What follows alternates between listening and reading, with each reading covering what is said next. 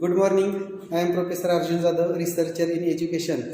Today we are going to see one important concept in physics, that is resonance. See here, this is the tuning fork. When we tune it, then it vibrates with its natural frequency. Now, if we put this vibrating tuning fork on this sonometer box, then what happens? Due to the forced vibrations, this wire also vibrates. Now we are going to change this distance between two knife edges, then frequency of this wire also changes, and at one time what happens, whenever we adjust the length so that the frequency of vibration of this wire exactly coincides with frequency of vibration of tuning fork, at that time this paper rider falls down. See here, these vibrations are going on increasing.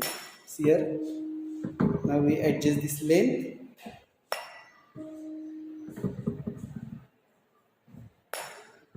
See here, this paper rider falls down. That means frequency of vibration of tuning fork, whenever it exactly coincides with frequency of vibration of this wire, at that time this paper rider falls down. And this condition we call it as a resonance. See here, frequency of vibration of wire, it depends on length of the vibrating wire, the length between these two knife edges.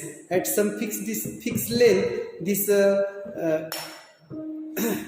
at this distance, the frequency of vibration of this wire exactly coincides with the frequency of vibration of tuning fork, and this condition we call it as a resonance. Thank you.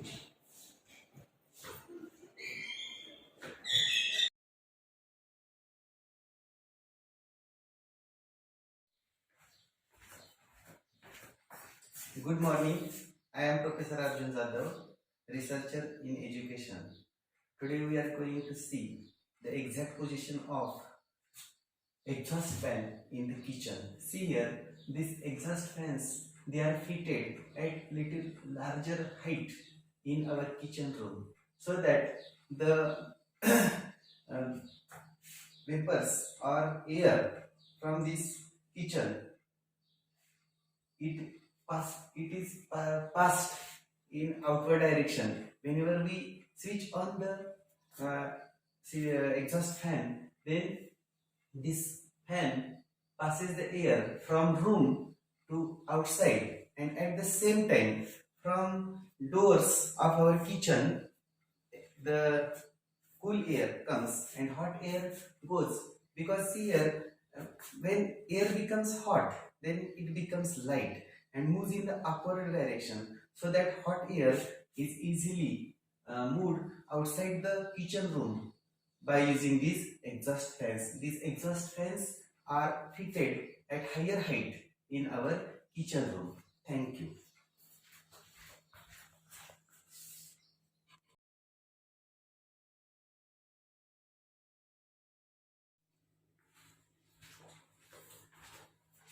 I am Professor Arjun Jadhav, researcher in education. See, in our kitchen, this is the refrigerator. Now, use of this refrigerator, it can store, that is vegetables or other things, at low temperature. So so that these that is milk or other things, vegetables, we can store up to large time, or we consider that is 4 or 5 days. See here, in this refrigerator, we consider, suppose here water bottles are also placed here. Now this water is inside this bottle is full. Now if we put these water bottles up to large time, when we remove this bottle from the fridge, if we put here, then small water droplets, they can be started to collect on this surface of bottle, because here you see there is a moisture in our room, and here you see that moisture is get attracted toward this water surface of bottle, and after some time uh, after some time that moisture, it is converted into small water. Here suppose if we move this suppose we move these fingers, then here you see there is a water.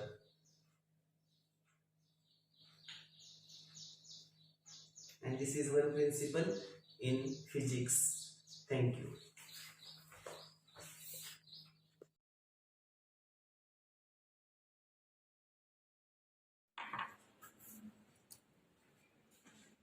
Good morning. I am Professor Arjun Jadhav, researcher in education. Today we are going to see uh, one law in physics. We call it as Ohm's law. The statement of Ohm's law, that is, when physical state of the conductor is constant, then current flowing through the conductor is directly proportional to potential difference applied across it. See here, to see the experimental verification of this Ohm's law, we consider here this is the power supply, this is positive, negative of the power supply, it supplies the voltage or potential difference. Now this is the unknown resistance we have to determine. This is the voltmeter. It measures the potential difference between the 2 points. This is milliammeter. It measures the current flowing through the conductor, and we consider this is the rheostat. This rheostat controls the current. See here, we will do the circuit, that is positive terminal of this potential source. It is taken through the rheostat, it controls the current. Now here it is connected to positive terminal of millimeter, the negative terminal of millimeter goes to the voltmeter, and here in voltmeter is connected across this resistance, it measures the potential across this resistance. See here, when the circuit is connected, then we will increase the potential. See here voltage increases. As we increase the voltage, then current also increases. Then for different values of these voltages, we take the different values of current. Here you see, suppose here we consider for this point, we consider we will take the readings here. Suppose if we take point not 4 volt here, then current is 2 milliampere. If we take here point not 8 volt, current is 4 milliampere. If we take point 12 volt, the current is about 8 milliampere. If we take point 16 volt, current is about 10 milliampere. And if we take point 2 volt, then current is about 12 milliampere. We will take the readings, and after calculation, that means you know the formula, that is R equal to V upon I. Then V is voltage, I is the current. And if we calculate here, I have calculated already here, then the resistance comes out nearly about 20. And if we obtain the mean of all these values, the final resistance is also calculated. This unknown resistance is also calculated. This is near about 16 or 16 ohm is resistance of this unknown resistance. In this way, we have studied the Ohm's law. Thank you.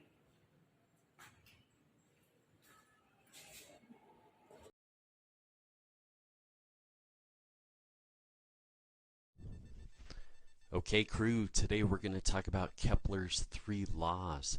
Our goal is to just understand them and to see how they apply to orbiting objects.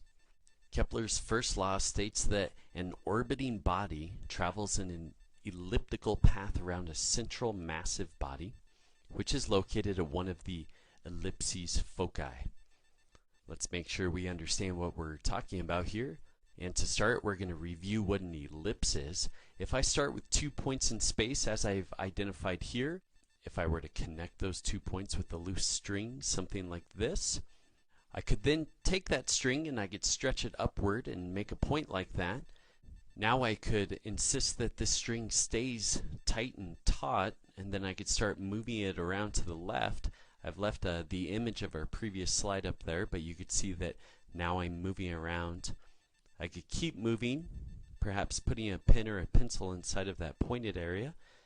And if I were to do this long enough, I could sketch out a shape, and that shape is an ellipse. And so here we are looking at an ellipse. Remember that the 2 points inside are called the focal points. If I want to refer to both of the focal points, I could use the plural foci. So this just gives me some language to work with. One thing I wanted to say about an ellipse is if you take the 2 focal points and you move them close together, right on top of one another, then we're just left with our familiar circle. So really a circle is just a very specific type of ellipse. So going back to Kepler's law, it says that a planet that I'm showing here in green, or any orbiting object for that matter, must travel in an elliptical path. That central massive object is located at one of the foci. It doesn't really matter which one I place it at. This image right here is essentially the same image as if it's located over on the other side. But it is important to note that at one focal point you have the large central massive object, and at the other focal point you have nothing. Void space. There's nothing there. So now I'm going to turn to the University of Colorado's PhET software. We're going to look at a very particular simulation called My Solar System. It allows us to see orbiting bodies very nicely. In this case, we have the purple object that is orbiting around the massive central yellow object. You can see that I've put in conditions so that we have a fairly circular orbit. This is fine. In this case, I would say that the focal points are located in the center, right underneath. They're both right underneath the star, if you want to call it a star. I'm going to go ahead and stop this. I'm going to decrease the initial velocity of this object by some amount, and we should see something that looks a little bit more elliptical.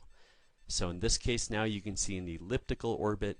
Again, Kepler's first law just says that the objects must orbit in an ellipse, and the massive central object is located at a focal point. Okay, we'll come back now to start looking at Kepler's second law. This one is a little bit complicated to put into words. It's much easier to see what's going on in a picture, and we'll put some up for you. I'm going to go ahead and read this little blurb for you though. If a line is drawn between the central massive body and an orbiting satellite, area is swept out by the line at a constant rate. So let's see what I mean by that. Let's go back to this image. We have that green object that's orbiting the big massive central object. Let's just call it a planet orbiting a star. So here my planet is orbiting a star at some initial time. We'll call it time 0. I'm going to draw a line between the two objects. This is the line that we are going to say sweeps out area. As this object starts to orbit around, this line will continue to move up and to the left a little bit as it circles.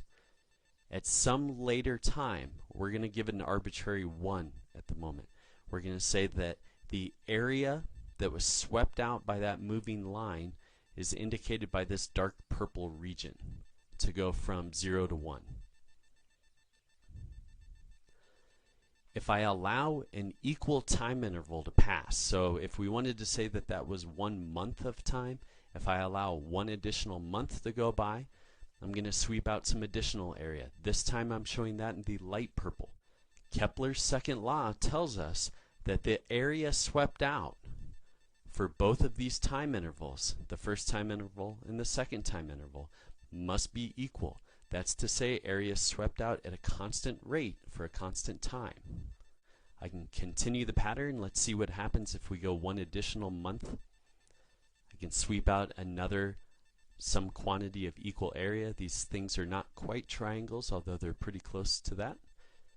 I can keep going. Here we are at month 4, month 5, 6, 7, 8. Again, every different region that I've swept out here we say must be the same area as any of the other regions because we're moving at constant time intervals. What's important to notice is that look how far the planet travels from say 0 to 1 compared to how far it travels in the same time interval but to go from say 3 to 4. It travels a much further distance from 3 to 4. The planet will actually start to travel faster as it gets closer to the central massive object. This is the only way that the area that's swept out can remain constant for a constant time interval. This is really best seen by again going to the PhET simulation. I've picked some conditions that should give us a fairly elliptical orbit for the purple body. I'm going to start the simulation. You can see that it moves much faster as it's actually getting closer to the central massive object. The slowest movement is when it's out at its furthest point from the central massive object. For something like this very sped up simulation of an orbiting object, I could say that my time interval is something like half a second, or perhaps I want to choose 1 second. It doesn't really matter. The amount of area that would be swept out in that arbitrary time amount, let's say 1 second, is going to be equal for the following second. Again, after that, another second, it will sweep out equal area time and time again. I'm also just going to show you this different simulation very quickly. It's very easy to see the 3 different objects orbiting around the same massive central body. Each object has its own elliptical path that it follows, but for every one of those ellipses we can say that the sun, or that star in the center, is located at one of the focal points of the ellipse. Also notice that as the objects move around, they move their slowest when they are at their furthest point away from the central object. Again, that has to do with Kepler's second law, saying that equal area has to be swept out in equal time intervals. Moving on, we're going to take a look at Kepler's third law, which is really best stated as a mathematical relationship. In this case, I've written it here, and we're going to take a quick look at it. Before we get to the equation itself, though, I want to identify something about the law. Kepler's third law is a little bit different from the first and the second in the following way. The first and the second laws describe how a small object typically orbits around a larger central object, and it is a comparison of just those two bodies. In this case, Kepler's third law looks at something a little bit different. If we have a situation where we have multiple objects that are going around the same central object, like this picture I've identified here, we can make a comparison between the orbiting objects. So I could, for example, I could compare the green or the purple to each other. I could compare the green and the red to each other, or I could compare that purple to that red. I can make a comparison of those two objects, but in this case, notice I am not going back and looking at that central massive object anymore. Kepler's third law is a comparison between multiple orbiting objects. Let's take a look at the equation. The capital T stands for the orbital period. That has to have units of time, although it's not required to be seconds. Could be something like days, hours, years, whatever's convenient. This R is a description of the average orbital radius. That's usually something that you can look up and find in a textbook for a lot of known orbiting satellites. Lastly, take a look at the subscripts that I've identified as either A or B. These subscripts are just here to help us keep straight which of the objects we're comparing. So, going back to this image I had before, I have a purple object and I have a red object. I would say that one of those is going to become my subscript A, the other is subscript B. It doesn't matter which one I say is which. I can pick that based on convenience. Let us turn to an example in our solar system. I've looked up the values for the average orbital radius for the Earth, approximately 1.5 times 10 to the 8 meters. I've also selected Jupiter, 7.8 times 10 to the 8 meters.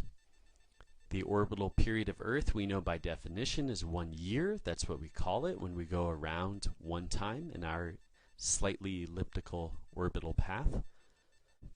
We're going to use Kepler's third law to figure out the orbital period of Jupiter. I'm going to go ahead and plug in my numbers. You can see that I have selected for Jupiter to be subscript A. I did that only because this keeps my variable in the numerator. Means a little bit less work mathematically. I've plugged in my numbers. You can see the meters over there are going to cancel. I'm going to cube the number that is inside of the parentheses on the right, but it will be a unitless number. Notice on the left-hand side, I still have my unit of year for the orbital period of Earth. Now that I've selected that to be years, that means that the orbital period for Jupiter needs to also come out in years. If I simplify this down a little bit, I have 5.2 cubed. It's going to be about 140.6. Then I'm going to square root both sides. That's where the 11.9 comes from. Multiply the 1.0 years over to the right. That's where my unit of years comes from. And I can say that the orbital period of Jupiter is 11.9 years. That covers Kepler's laws for us. In summary, we're going to say Kepler's first law tells us that an orbiting body travels in an elliptical path around a central massive body, which is located at one of the ellipse's foci. So again, this is describing how the small object orbits around the large object. Kepler's second law. If a line is drawn between the central massive body and the orbiting satellite, area is swept out by that line at a constant rate. That means you must have a constant area swept out as long as you maintain a constant time interval. Remember, what this really tells us is that as the smaller object moves closer and closer to that large object in the center of its orbit, it will have to pick up speed so that it can actually sweep out a constant area. Kepler's third law is something we just covered, and it is just a relationship between the orbital period of two objects and the average orbital radius of those same two objects. Just remember that Kepler's third law is a comparison between two objects that orbit the same body. So here are the three laws. I hope it all made sense for you. And remember, if you think you got it worked out, let your computer know.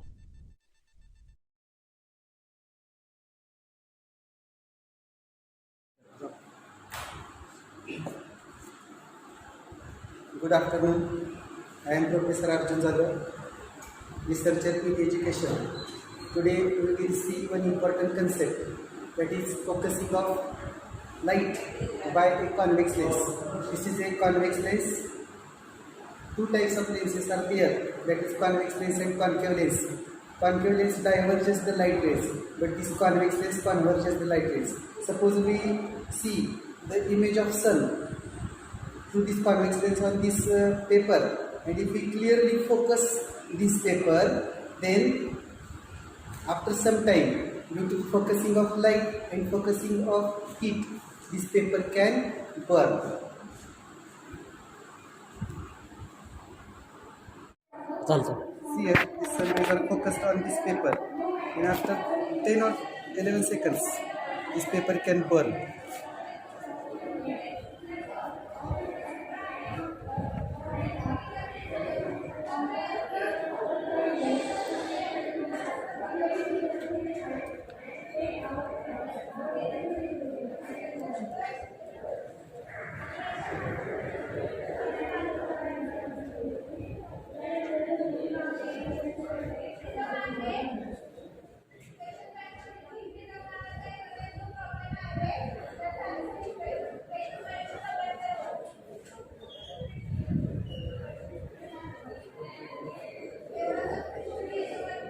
See here, it is focused on this paper. This paper can burn. Thank you. See here, the sun rays are focused on this paper, and after 10 or 11 seconds, this paper can burn.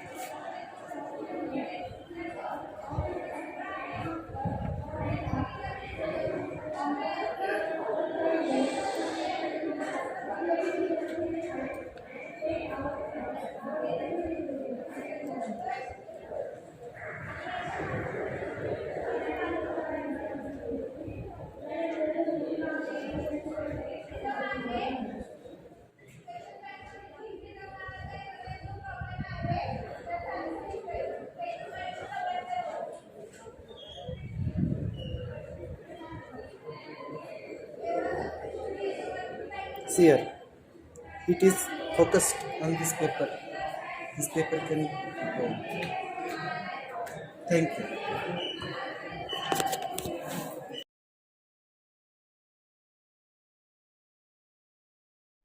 To demonstrate the law of conservation of angular momentum, we will use a nearly frictionless rotating platform and a volunteer. We will begin by introducing a small amount of angular momentum to Emily, and then a bit more. Most of her mass is out in her arms. When she lowers her arms, spin rate has to increase to conserve angular momentum. When she moves the mass out by raising her arms, the spin rate decreases.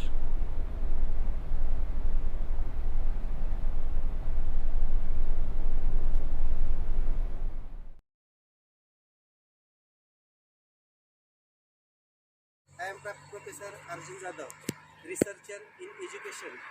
Today we are seeing one important phenomenon, that is banking of roads. See here, this curvature is in this direction. That means here direction of rotation is towards right.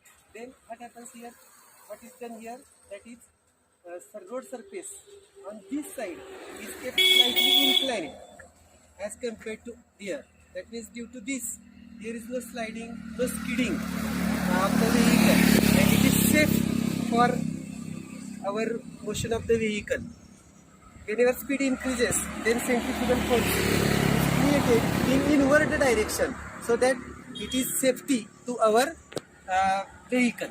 Stop there. This turn is towards left. Now the construction of road is so that this side of the road is raised as compared to that side, and this is the main important type of construction of road. Engineers do this type of construction so that banking of road, it follows banking of road, and due to banking of roads, vehicle drives safely.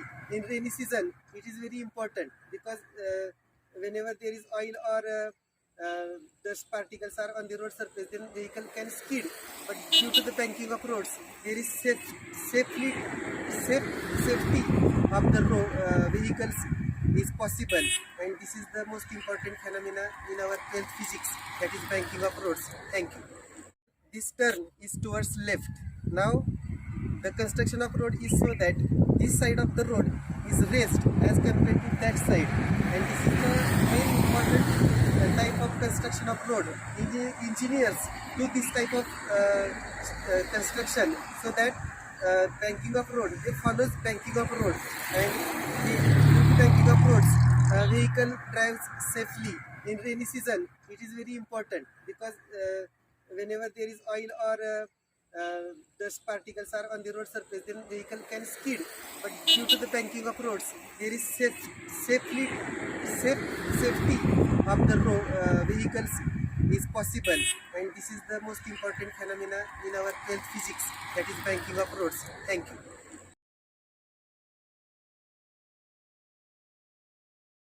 I am Professor Arjun Jadhav, researcher in education.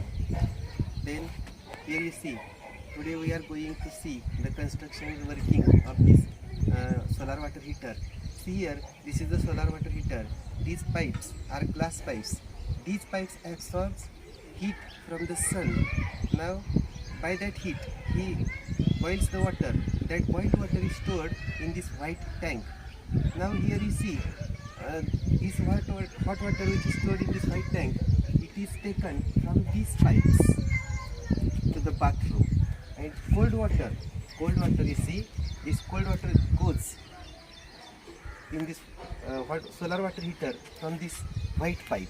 Now you see here the construction of this solar water heater is so that this direction of these pipes from north to south, so that in winter season these pipes can absorb maximum heat from the sun, and in summer season there is no problem of the heat. Many heat is in the atmosphere which is absorbed by these pipes. Now you see here we consider here this is the non-return wall. Non-return wall, that means water flows from this side to this side only. Hot water can't goes in the through this pipe in the storage tank, which is at little larger height. The storage tank, that is cold water tank, is at larger height from this hot water tank, white, which is in white color.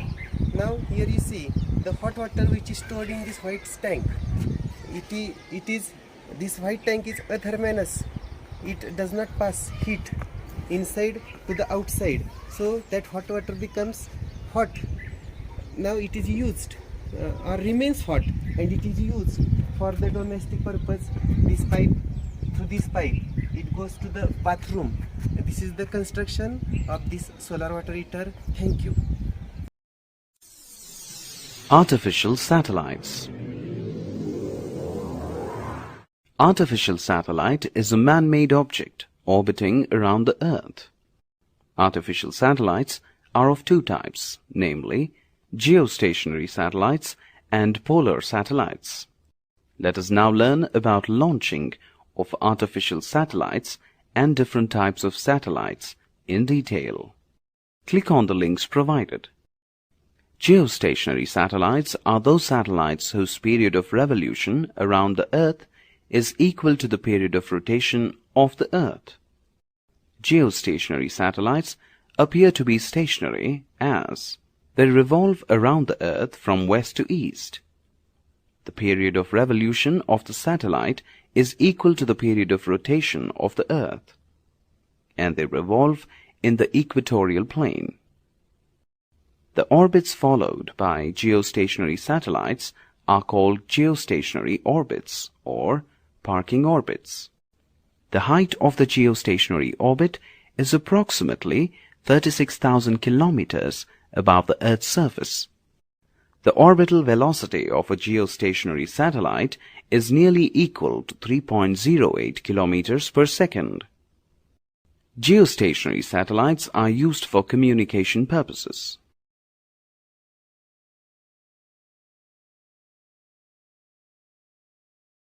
Polar satellites are the satellites which pass over the north and south poles of the Earth. Since the Earth is rotating about its axis, these satellites pass over different parts of the Earth during its revolution. They generally revolve very close to the surface of the Earth. These satellites are employed by the Army for spying and surveillance of the movements of tanks and ships and other vehicles. They are also used for weather monitoring and remote sensing. Mouse over on the underlined text for more information.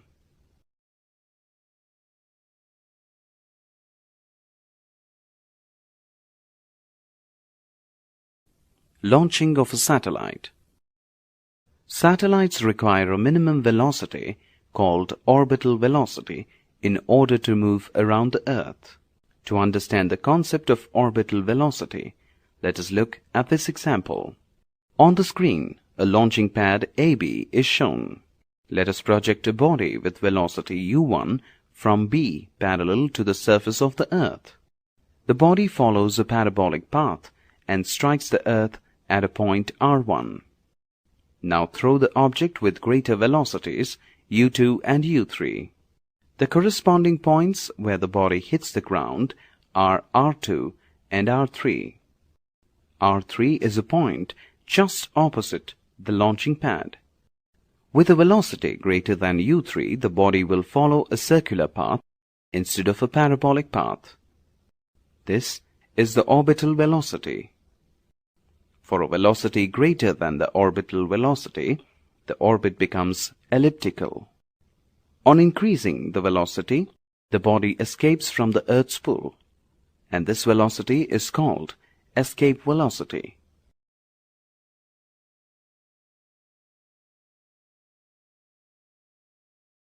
Let us try to impart orbital velocity to the satellite. The required orbital velocity is imparted by using a multi-stage rocket. Now let us understand the working of a three-stage rocket. At liftoff, the exhaust gases build up an upthrust that exceeds the rocket's weight. The force of the upthrust being greater than the weight of the rocket accelerates it in the upward direction. Initially, the rocket rises vertically and passes through the denser atmosphere in no time.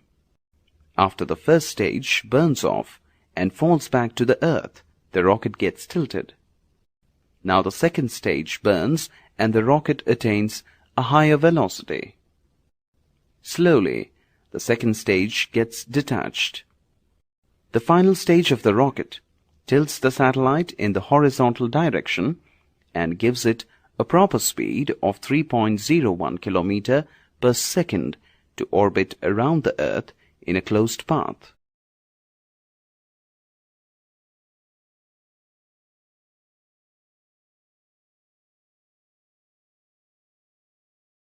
I am Professor Arjun Jadhav. Today we are going to see the construction or direction of rotations of these two fans, that is ceiling fan and table fan. See here, this table fan rotates in a clockwise direction and this ceiling fan rotates in an anti-clockwise direction. Here you see the fan blades are fixed to the axis of this table fan, so axis moves in a clockwise sense and here body remains constant.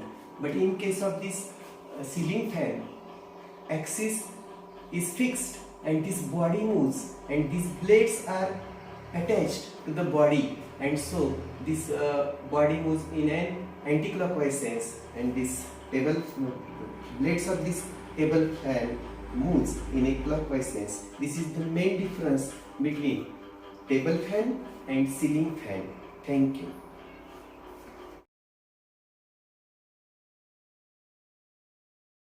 I am Professor Arjun Jadhav. Good morning to all. Today we are going to see the construction of this fish tank. Here you see, in this fish tank there is a small motor, and through this motor air is passed in this water, and oxygen from that air, it is absorbed by that water, which is used for these small fishes. Also there is a filtration system, that means from the bottom of this fish tank water is taken by the motor. Here you see, this is the motor and that water is passed here.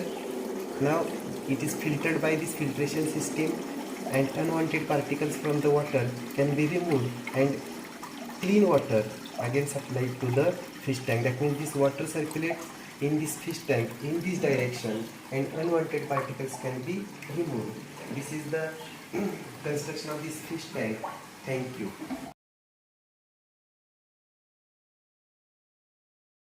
I am Professor Arjun Jadhav. Good morning to all. This is the our Tata Sky or Tata Play dish antenna. We are going to see the construction of this antenna.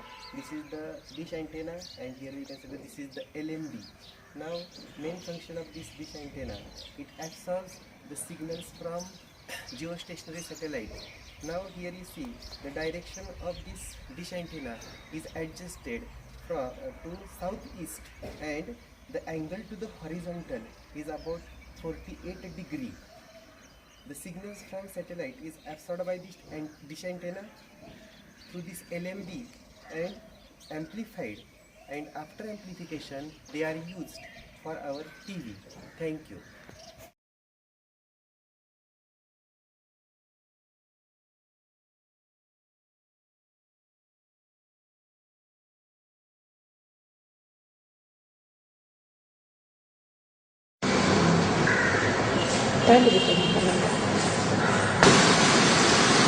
அழகா தெரியுது record பண்ணோம் ரெக்கார்டே பண்ணுறேன்.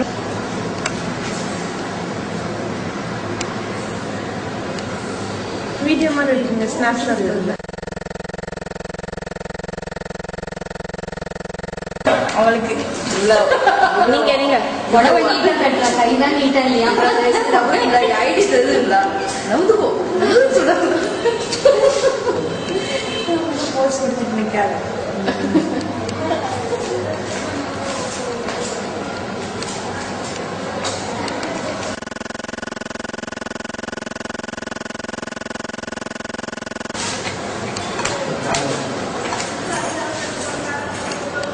சரியாவே இல்லை.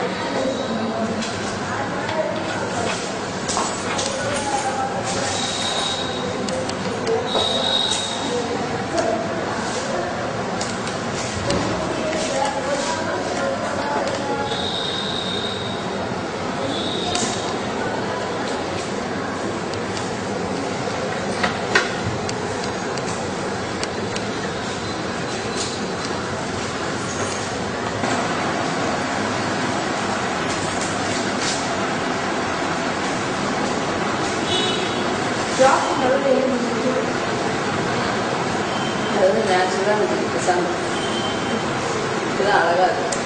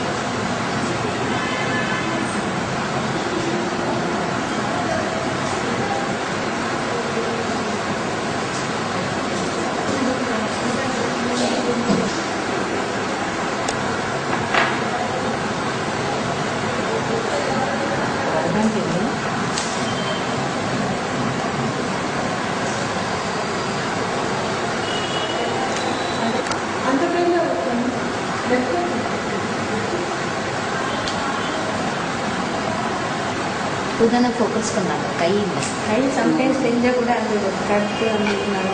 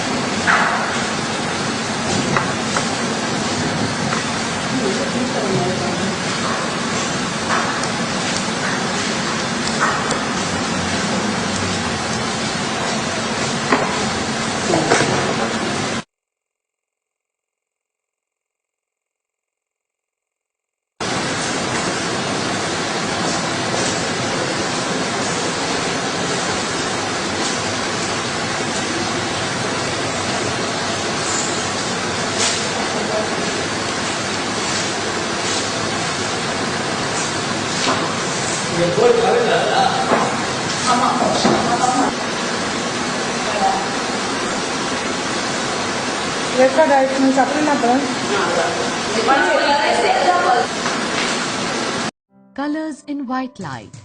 Significance of white color. Colors in white light. Significance of white color. You have studied how rainbows are formed and what are its constituent colors.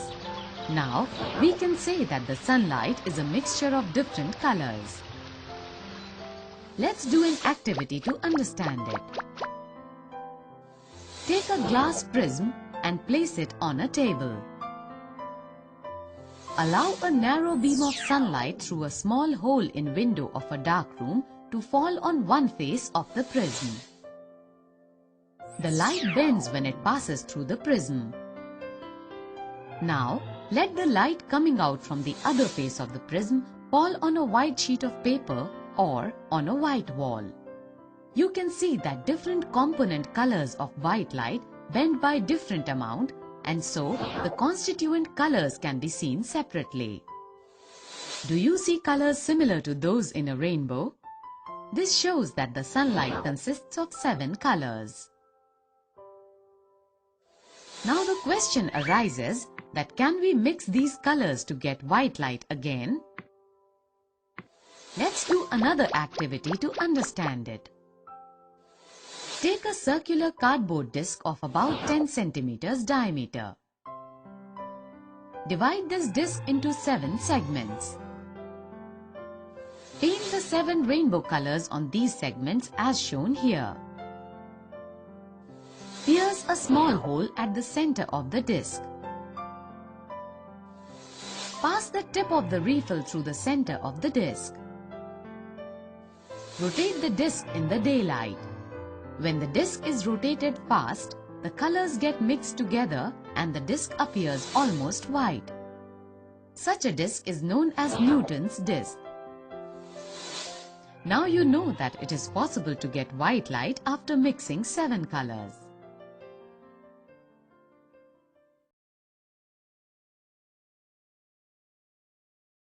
हमारी ना होती, access of rotation कहीं और पे शिफ्ट होती। तो एक्सेस ऑफ रोटेशन कहीं और पे शिफ्ट होता, तब हम क्या करते? उस केस में हमें थ्योरम दी जाती है। So now we'll discuss about the theorems based on moment of inertia. So this is given theorems on moment of inertia and the first theorem is given theorem of parallel axis. तो पहली theorem हम लोग देख रहे हैं parallel axis theorem. Parallel axis theorem में जैसे आपको ये रिजिड बॉडी है, ये एक फिक्स्ड एक्सिस, ये इसका सेंटर ऑफ मास गिवन है, ये सेंटर ऑफ मास के अबाउट रोटेट कर रहा है. अगर आपको ये सेंटर ऑफ मास के अबाउट रोटेट कर रहा है, अब आप कोई और imaginary axis of rotation draw करना चाहते हैं. Let us assume this is given an imaginary axis of rotation. इसके अबाउट अगर आपको इसका फाइंड आउट करना होता मोमेंट ऑफ इनर्शिया, तो इसके अबाउट फाइंड आउट करने के लिए अब आपको चाहिए ये एक इंस्टेंटेनियस एक्सिस ऑफ रोटेशन हो गया, एक पर्टिकुलर इंस्टेंट पे एक्सिस ऑफ रोटेशन हो गया. So this is now axis of rotation. अगर ये एक्सिस ऑफ रोटेशन है तो हम गैप देखते हैं. जो पहले उसका सीएम से रोटेशन एक्सिस पास हो रहा था उसमें और जो हमारा करंट एक्सिस है उसमें कितना गैप है. Let this gap is given R. So इस केस में ये आपको आ जाता है I will be equals to, it is given ICM, that means moment of inertia along the center of mass plus capital M times R square. Small r square. Here small r is the gap between centre of mass से पास होने वाली axis है और एक axis जो किनारे पे आपको दी हुई है सेंटर ऑफ मास वाली एक्सिस से आर गैप पे. आइए देखते हैं इसका और एप्लीकेशन कैसे करते हैं. सपोज यहां पर आपको ये एक रिजिड बॉडी दिया हुआ है, ये रिजिड बॉडी किसी फिक्स एक्सिस के अबाउट रोटेट कर रहा है. ये एक्सिस सपोज हमने एज्यूम कर लिया कि ये इसका सीएम हो गया. फिर से वही करते हैं, हमने यहां पर कोई और एक्सिस ड्रॉ कर लिया. सपोज हम यहां पर एक एक्सिस ये ड्रॉ कर लेते हैं. अब इस एक्सिस के अबाउट हमने बॉडी को अगर रोटेट कराना है तो इसका हमें गैप मालूम होना चाहिए. Let this gap is given A. अगर ये गैप ए गिवन है तो ये हमारा अब एक्सिस ऑफ रोटेशन अगर हो गया है, या हम ये कह सकते हैं इस एक्सिस के अबाउट हमको फाइंड आउट करना है इसका मोमेंट ऑफ इनर्शिया एम आई. तो इस एक्सिस के अबाउट मोमेंट ऑफ इनर्शिया देखिए कैसे फाइंड आउट करेंगे. So about this axis of rotation will say that I will be equals to moment of inertia. I is given as the simply this is जो body का मास दिया हुआ है m that times r square. ये आपको mr square हो गया उस बॉडी का. ये बॉडी का है, इसी को हम बोलते हैं I about center of mass. ये cm के अबाउट बन रहा है. Plus we will say this is m times a square also. This is the gap between the axis. जो सेंटर ऑफ मास और जो भी नेक्स्ट हमारा एक्सिस ऑफ रोटेशन होता है उसके बीच का गैप a गिवन है, तो उसको हम स्क्वायर करके ऐसे ऐड कर देते हैं. ये हमारा पैरेलल एक्सिस थ्योरम हो गया. पैरेलल एक्सिस थ्योरम के बाद now we are going to look for perpendicular axis theorem. तो perpendicular axis theorem 2D bodies के लिए बहुत क्रूशियल होता है. आइए देखते हैं परपेंडिकुलर एक्सिस थ्योरम का मीनिंग क्या होता है. Perpendicular axis theorem means if we write here simply ix plus iy, जो दो एक्सिस हैं उनके अबाउट हमने मोमेंट ऑफ इनर्शिया देखा, and this should be equals to iz. So it is equal to iz. अब ix plus iy, इसका meaning है body अगर x और y एक्सिस में गिवन है, बॉडी हमारा x और y एक्सिस में रखा हुआ है, so sum of these two axes that will be equal to third axis. So theorem of perpendicular axis ये बताता है. इसका मीनिंग अगर कोई रिजिड बॉडी है और ये रिजिड बॉडी सपोज आपको ये एक हम रेक्टेंगुलर डिस्क ले लें या स्क्वायर फॉर्म में डिस्क ले लें, ये डिस्क आपको गिवन है. यहां पर आपको दो एक्सिस हैं, यहां पर देखिए आप ध्यान से, तो ये सेंटर पास हो रहा है, ये आपको y एक्सिस गिवन है, this is given y axis while this is given x axis. तो ये बॉडी सिंपली x और y एक्सिस में गिवन है. अब अगर आपको एक पॉइंट है जो z एक्सिस के अबाउट पूछ रहा है, यहां से सेंटर से पास हो रहा है, तो हम कैलकुलेट कर सकते हैं परपेंडिकुलर एक्सिस का यूज करके. यहां पर देखिए एक और पॉइंट आपको इंपॉर्टेंट है, that means if we write here iy plus iz and this is also equal to ix. तो ये डिपेंड करेगा बॉडी हमारा किस एक्सिस पे रखा हुआ है, किन दो एक्सिस पे बॉडी रखा हुआ है, उसके अकॉर्डिंग हम